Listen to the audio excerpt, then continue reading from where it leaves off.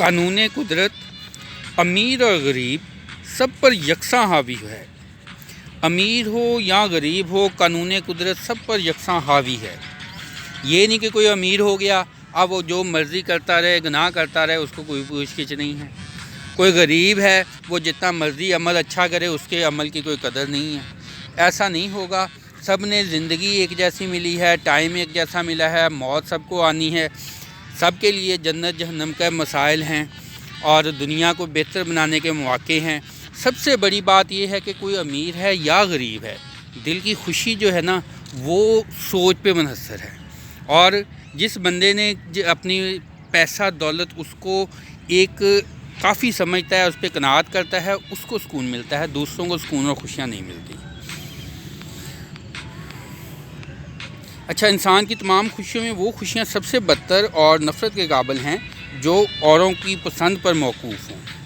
دوسروں کی پسند کی خاطر انسان جو ہے، بعض لوگ جو ہیں وہ اپنے شعبے، تعلیم کے شعبے کی مثال لے لیں، کسی کو ڈاکٹر بننا پسند ہے تو دوسرے اس کو کہیں کہ جی آپ انجینئر بن جاؤ۔ کسی کو انجینئر بننا پسند ہے تو وہ دوسروں کی خواہش کی خاطر فوج میں چلا جائے۔ اسی طرح کسی کو مصور بننا پسند ہے، کسی کو شاعر بننا پسند ہے، کسی کو بزنس پسند ہے، لیکن دوسروں کے کہنے کی وجہ سے وہ ان کی خوشی کے لیے اپنے آپ کی اپنی زندگی، اپنی پسند کو قربان کر دے، تو یہ خوشی جو ہوتی ہے نا، یہ بڑی تکلیف دہ خوشی ہوتی ہے۔ مفلس و محتاج کا ایماندار رہنا مشکل ہوتا ہے، ضروری نہیں ہے سب کے لیے ہو یہ بات۔ ایمان زندگی کو خوشحال بناتا ہے، فرینکلن کا کہنا ہے، یعنی کہ غیر مسلم جو ہے ان کا بھی یہ ایک سوچ ہے کہ ایمان جو ہے نا وہ زندگی کو خوشگوار بناتا ہے۔ آگے ہے جی، کتنے ایسے ہیں جو آنے والے دن کا انتظار کرتے رہتے ہیں مگر اس تک نہیں پہنچتے۔ حضرت محمد صلی اللہ علیہ وسلم کا فرمان ہے یہ۔ آدمی آخرت کا، مستقبل کا، کل کا، فیوچر کا، ہر چیز کے متعلق سوچتا ہے، لیکن اس کے انتظار میں اس کو کتنی ٹائم ملتا ہے یہ اس کے اوپر ڈیپینڈ نہیں ہے، کہ وہ اس کے اختیار میں یہ بات نہیں ہے۔ بخشش کا کمال یہ ہے کہ جو چیز کسی کو دینی ہو جلدی سے اسے دے دی جائے، اسے انتظار میں نہ رکھا جائے۔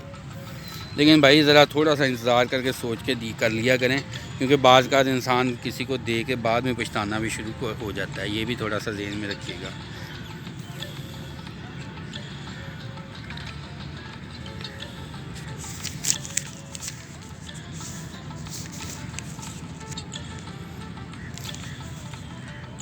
بد کلامی جانوروں تک کو پسند نہیں آتی۔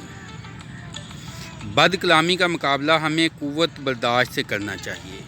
جانوروں کو بھی آپ غصہ سے، دبکے سے، ان کو برے طریقے سے بلائیں گے تو وہ بھی غصہ کریں گے، ان کے اوپر بھی اثر کرتی ہے۔ تو بد کلامی سے اوائڈ کریں، یہ انسان کا رعب دبدبہ وہ بھی کم کر دیتی ہے۔ اور امیر ہو یا غریب ہو، کلام کا اثر جو ہے نا وہ امیر غریب کے جو شان اور مرتبہ جو ہے نا وہ اس کے کلام سے بڑھتا ہے۔